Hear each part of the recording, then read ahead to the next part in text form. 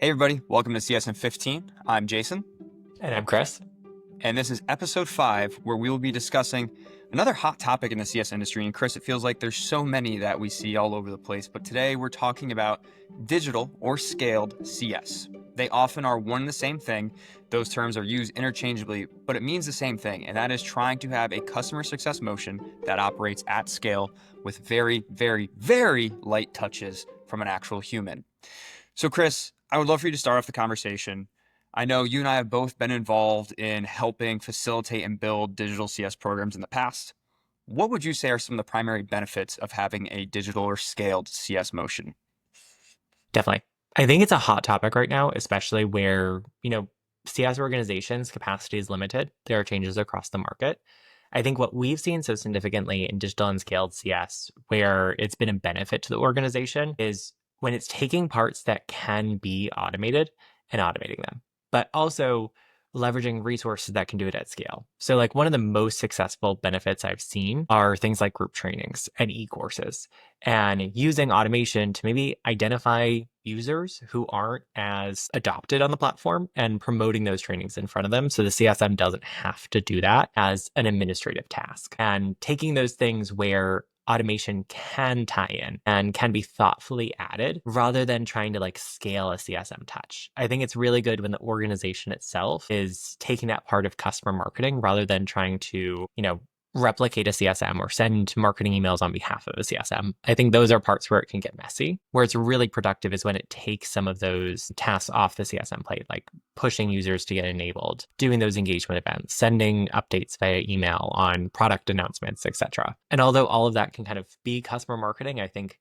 the best relationship I've seen is when customer success is scaled through customer marketing, owning that and being thoughtful about touches along the way and touches that can be done where there won't be erroneous events in executing them. What about you?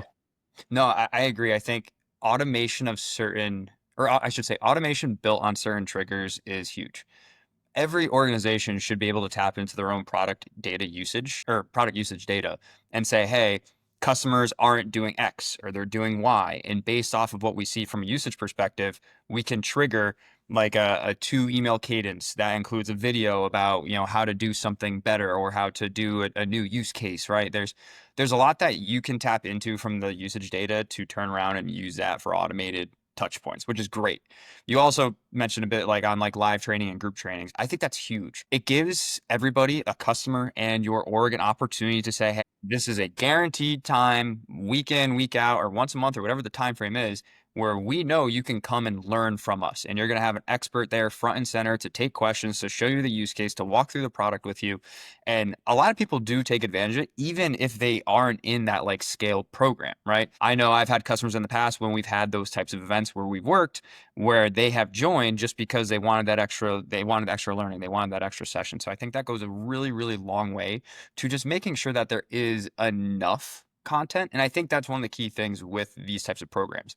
You need to make sure you have enough content, because if you don't, you're going to run into situations where somebody's trying to get an answer to something and they can't find it and they can't figure it out. And that's going to create a lot of negativity around your business and your product. So from that perspective, Chris, when you are thinking about content that can be used in a digital or scaled CS program, would you say we should lean more into video-based content or actual like articles, knowledge-based type content? What would you go with? I've seen the most success from videos. Specifically, the best I've seen is when organizations take longer form trainings and like snip them up. Like, if you can identify, I mean, we've worked on pretty large products. So there are some times where like an adoption event only really requires a specific task for them to activate a use case. Just having those small snippet videos, so in 5 minutes they can learn about it and it educates them on the value, is huge. I know we specifically asked about like what form of content, but I also think a big thing is when they're doing training, the people building that content should also have kind of a seller mentality, like leaning into it and presenting the value of what they're showcasing, especially if you're doing it in a scaled or digital format. It's not just about educating, but also educating them on like why to do this use case. So it can really take on that from the CSM. Because as we talk about group trainings and all of this, like even if only 6 people attend, that's potentially, 3 hours of CSM time if each of those trainings was going to take 30 minutes. So if somebody can host that at a scale educate them on the value and educate them on actually activating that use case, I think that's where it's most impactful. I think written content is great as a reinforcement of like knowledge-based documentation. I think the consumption of it just is a lot lesser. And a lot of the times, knowledge-based content is hard to lean into from a scaled CS capacity because it doesn't present the value as eloquently as somebody could in like presenting, a training where in the first 5 minutes you just break down like what is the impact for the organization. Yeah. And two, I think if you are in a motion where you're running those weekly or monthly or whatever the cadence is, live training sessions where people can come together, you also are creating your video content. All you have to do is hit record and you can upload that into a knowledge base or to some sort of system where you host the videos and it's easily accessible, easily promotable, right? So I think something that I saw work in the past was they had like a monthly knowledge newsletter basically, and it was three key things to do in the product and how to do it. So they would attach the video content, they would attach the like learning article. So I think that is really, really well done if you can get to that point. And like I was a part of a couple videos where I walked through how to set up different parts of the product, and I dreaded watching myself when I went back and looked at it. But that video content was so good, so easily promoted, and they did it in an automated fashion. So I think truthfully, if you can get to that point, you can have some success. Well, let's talk a bit about how it's gold, because I think that's going to be a really big thing that a lot of people are going to miss on. So from your perspective, if we are running a digital CS program and we're the leaders responsible for overseeing it, how would you goal success for that program? Yeah.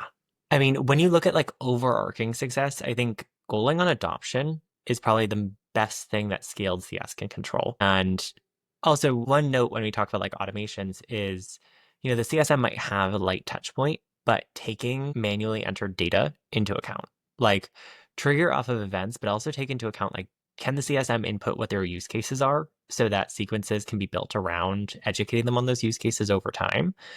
But as you look at digital CS, I think at a campaign level, goaling it to the adoption event that you want it to spark. I don't think digital CS has a place to necessarily goal against like retention, but because I think that's a lagging indicator, right? I think the That's best indicator also for it is adoption. It's also a point of CS that almost always relies heavily on engagement with the organization, with the CSM. I'm with you. I think if you're running a digital CS program or a skilled CS program, if you are goaling whoever is responsible for overseeing that, right? Because there's going to be some nature or some point where there's still like one person who is the focal point that might triage like a high value ticket coming in. If you are goaling them or that program on retention or renewal, you're going to fail. If I am not getting engaged, if I'm not engaging with a person, if I'm not like actively in a cadence with somebody, like the likelihood of product being used might not be as high. Couple that with if somebody does not do what we just talked about in terms of video content or knowledge-based content well, and it's tough for a customer to do this on their own, renewals and retention is going to fail. So if you are going that program on that, I think that's where you're setting yourself up to fail. I love the point about adoption because that is something you can influence through automated touches. I can send you videos. I can send you articles about using specific use cases. We can trigger things to happen based off of usage data that we see. I think that's a really good metric. Would you goal expansion as something though, or like upsell with this? It's a potential. I think it all matters on like what are you running through digital CS? Because I think there's also that, I mean, we both worked in marketing technology for a while, so the word attribution isn't at all new to us. It's probably terrifying to us, honestly. I think if you try to attribute digital CS to too much, it loses its actual traction in measuring itself. I think if you're running a campaign on activating this use case, find a way to track adoption for that and track your adoption relevant to that. Because there like the customer experience is so broad that I think just looking at adoption even holistically could be a false narrative of the success story for digital CS. I think you need to really tie it to, okay, we sent this campaign to this account that was trying to spike adoption here. Did it work?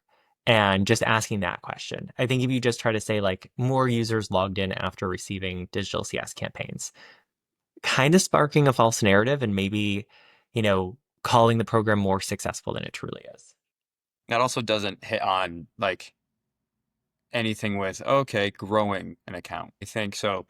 The original question was, would you do upsell? Would you do expansion? I wouldn't at all because again, that's hard to influence without somebody in there actively like working towards it and pitching it. And that's a metric that I've seen people talk about on LinkedIn, is like including, right? People talk about adoption, which is great. You should.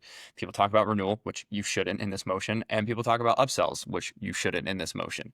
So I think like we've talked about some of the good of it. We've talked about some metrics to think about here. Where does digital CS tend to fail? If you are a customer, what will cause you to fail if you are being managed via a digital or scaled CS motion?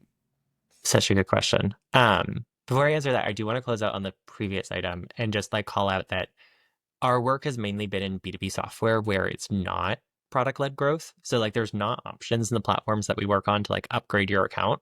Um, I think those are the only ones where I'd see like digital CS could influence an upsell, but at least like in our experience, like an AE has to be involved for an upsell on our products.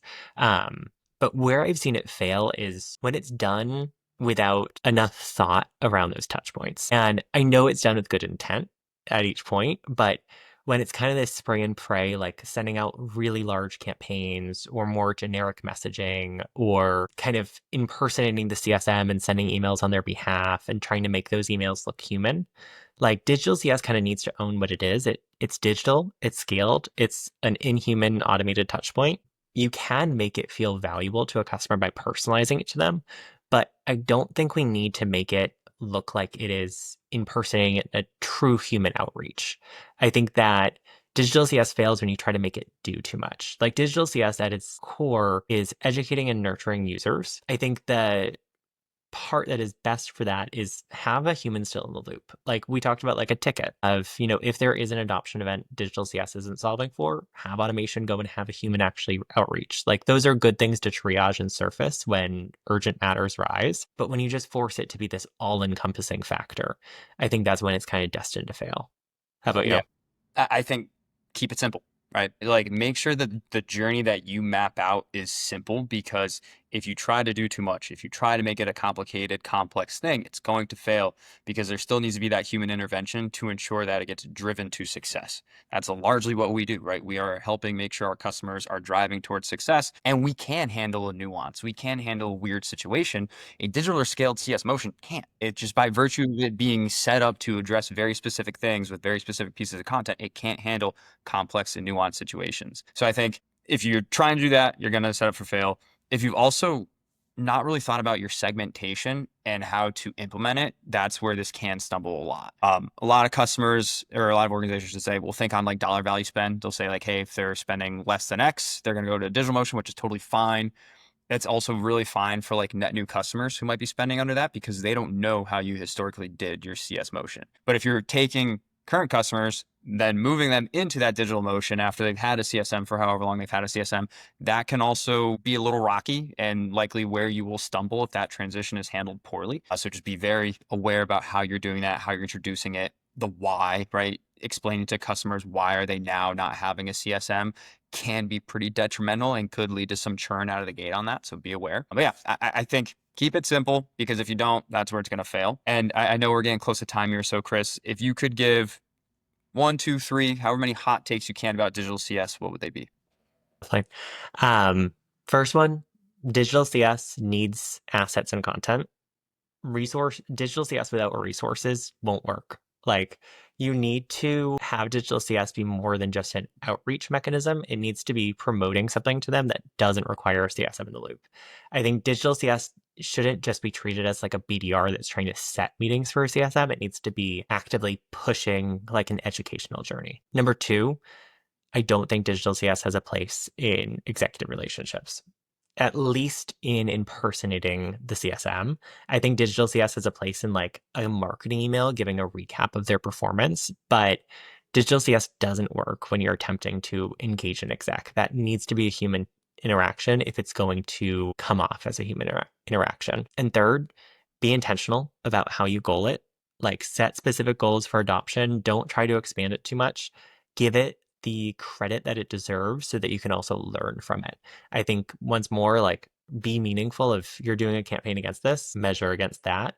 Don't just try to say like logins increase so it's working. What are your hot takes? Yeah, I would say hot take number one goes along with what you said as your first point, but it's like you need good content. If you don't have good content, it's not going to go well.